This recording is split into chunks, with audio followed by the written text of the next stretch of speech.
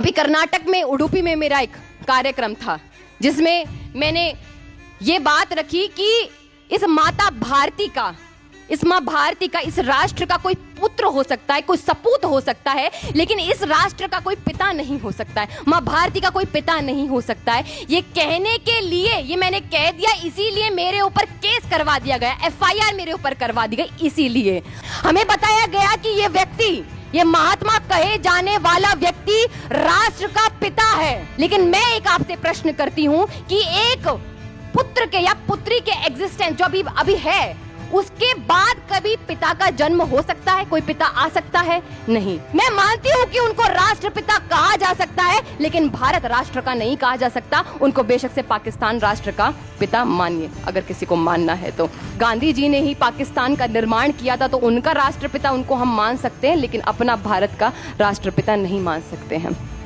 क्योंकि हम ऐसे व्यक्ति को राष्ट्रपिता नहीं मान सकते जिन्होंने जीते जी केवल और केवल 20% आबादी के लिए लड़ते रहे और 80% आबादी को उन्होंने यूं ही छोड़ दिया। हम ऐसे व्यक्ति को राष्ट्रपिता नहीं मान सकते हैं जिन्होंने शिवा बावनी पर रोक लगा दी। हमारे छत्रपति शिवाजी महाराज की एक कविता थी जिसको शिवा बावनी कहते हैं।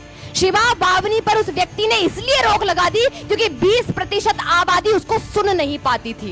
हम उस व्यक्ति को राष्ट्रपिता नहीं मान सकते हैं जिन्होंने वंदे मातरम पर केवल इसलिए रोक लगा दी क्योंकि 20% आबादी उसको गा नहीं पाती थी। हिंदू मुस्लिम एकता के नाम पर उन्होंने कहा कि अब हम हिंदुस्तानी भाषा को लागू करेंगे, और उस हिंदुस्तान, ध्यान से सुनिएगा, और उस हिंदुस्तानी भाषा को लागू करते करते, जिसमें उर्दू ज्यादा और हिंदी कम थी, उस भाषा को लागू करते करते, क्योंकि एकता वाली भाषा बनाई है उन्होंने, तो उन्होंने माता सीता को बेगम सीता कहकर पुकारा और श्री रामचंद्र को उन्होंने बादशाह राम कहकर पुकारा। लेकिन महात्मा जी की जीते जी ये हिम्मत नहीं हुई कि वो मिस्टर जिन्ना को श्रीयुत जिन्ना कहकर पुकारे और मौलाना आजाद को पंडित आजाद कहकर पुकारे, क्योंकि एकता की बात थी तो एकता वहां कहां चली गई।